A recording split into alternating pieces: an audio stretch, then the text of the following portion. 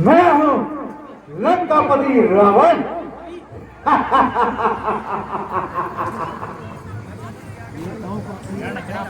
देवता का अन्नदाता,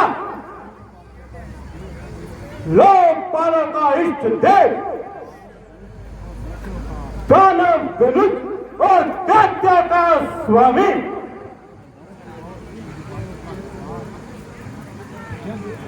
यज्ञ गंधर्व और दिक्पालों का स्वामी, काल नहीं मेरे पैरों का गुब्बार है। इंद्र अब इंद्र नहीं, मेरी ठोकर का ठुकराया हुआ आज्ञाकार है।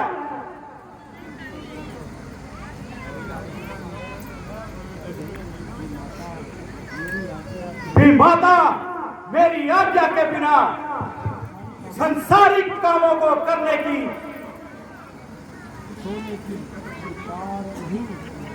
सोने की अधिकार नहीं।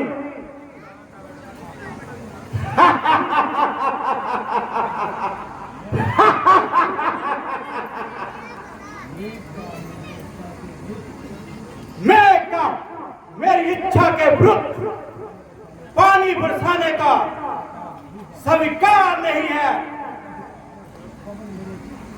पवन मेरे महलों में झाड़ू लगाता है, सूर्य प्रकाश और चंद्रमा ठंडक पहुंचाता है। सरकार करना है वरुण का काम, पाप दबाना यम और इंद्र का कर्तव्य है। निसंदेह श्रीमान के सामने कोई अभिमानी सिर नहीं उठा सकता। बड़े से बड़ा योद्धा लंका के वीरों के आगे आंख नहीं मिला सकता।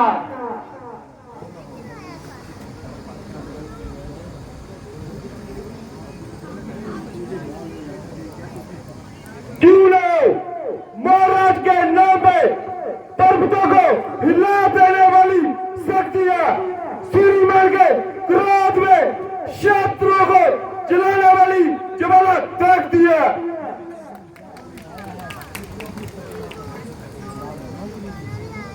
मंत्री जी, अब नाच गाने का प्रबंध किया जाए। अफसरों को बुलाकर। जैसी आज्ञा महाराज।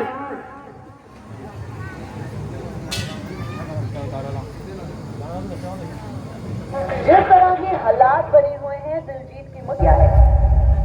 पहले जट से तो उठा के तो धले ने। I have a nice day.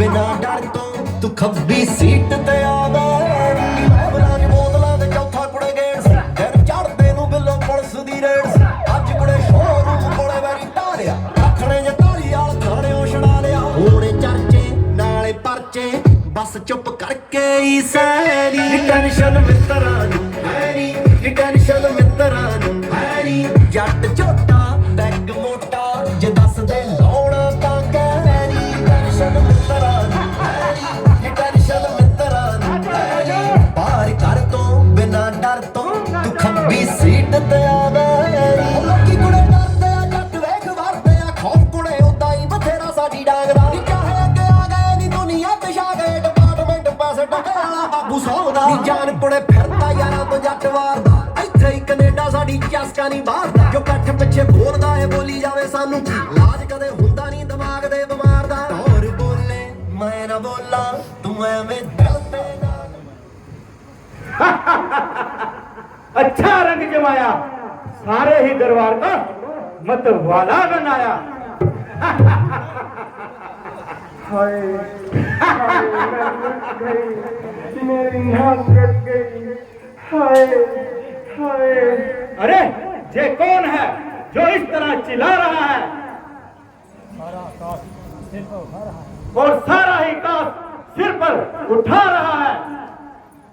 दुहाई है, अरे भाई केरी दुहाई है। आओ रूपनका, बताओ क्या फरियाद लाई है। भाई तू तो मदिरा पीकर सोता रहता है, तेरे राज्य में अनर्थ होता रहता है। अनर्थ? मेरे राज्य में अनर्थ? जादू कैसे कह रही है? कहीं तुम पागल तो नहीं होगी?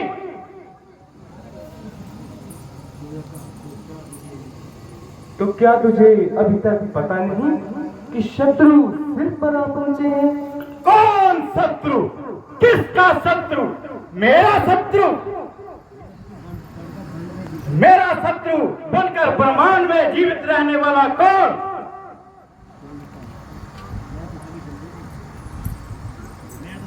मैं तो तभी समझूंगी जब शत्रु से मेरा बदला लेकर दिखाओगे। तो क्या तुम मेरी शक्ति को नहीं जानती? क्या तुमने पृथ्वी और आकाश पर मेरे नाम की दुहाई नहीं सुनी? यह तो मैं जानती हूँ भाई, परंतु समय की गति को कौन रोक सकता है? प्रत्यक्ष को प्रमाण की क्या आवश्यकता है? यह देखो मेरी नाक। तो स्पष्ट क्यों नहीं कहती? बात को छुपाने का प्रयत्न क्यों कर रही हो? तेरी नाक किसने काटी? क्या कहूँ भाई, कुछ समय से अयोध्या के 2 राजकुमार पंचवटी में आकर ठहरे हैं और अपने साथ एक परम सुंदरी स्त्री भी लाए हैं। आज मैं घूमती फिरती उधर जा निकली, तब वह छोटे भाई लक्ष्मण ने कामातुर होकर मेरे ऊपर क्रूर दृष्टि डाली और जब मैंने भागना चाहा तो अन्याय ने मेरी नाक काट डाली। तो तुमने खरदूषण को क्यों नहीं बताया? कहा था, परंतु उन अन्यायियों ने खरदूषण को भी गहरी निद्रा में सुला डाला। मेरी नाक के साथ साथ उनका सिर भी उड़ा डाला। उनका सिर भी उड़ा लिया? बड़े ही आश्चर्य की बात है। क्या तुम सच कह रही हो? हाँ, बिल्कुल सच कह रही हूँ। तो अवश्य कोई रहस्य है। खरदूषण को मार देना कोई साधारण बात नहीं। परंतु तुम चिंता न करो, महलों में आराम करो, तेरी नाक का अवश्य बदला लिया जाएगा। महाराज, ऐसे शत्रु को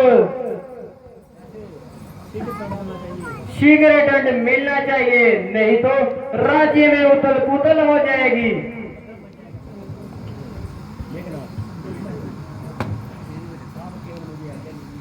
पिताजी, आप केवल मुझे आज्ञा दीजिए और अभिमन्यु का सिर अपने सामने लीजिए। नहीं, करने से पहले बात को सोच लेना जरूरी है, इसलिए तुझे आज्ञा देने में मजबूरी है।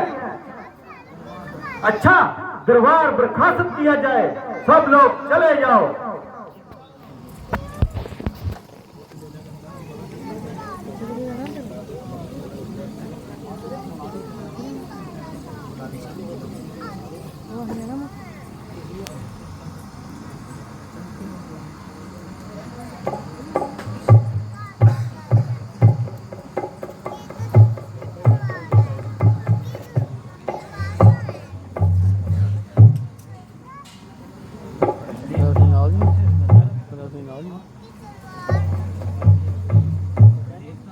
देवता, राक्षस और गंधर्व जितने भी ब्रह्मांड में हैं, उनमें से कोई भी मेरे सेवकों की बराबरी नहीं कर सकता। फिर मेरे सामने हर दुश्मन को मार देने वाला ब्रह्मा के अतिरिक्त और कौन हो सकता है? यदि वह सत्य है, यज्ञ के स्वामी ने अवतार धारण कर लिया है,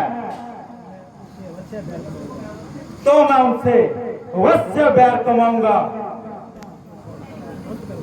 मैं अपने दूसरे श्राप का अंत करूंगा, परंतु केले से जय काम बनना बहुत ही मुश्किल है। इसमें किसी दूसरी की सहायता भी जरूरी है। कौन हो सकता है जो मेरे लिए अपनी जान पर खेल जाए और महान कार्य में मेरा हाथ बटाए? ठीक याद आया मरीज, निस्संदेह हर एक गात में होशियार भी है और मेरा आज्ञाकार भी है। बस उसी को तैयार करता हूं, जैसे भी हो सीता को हरता हूं।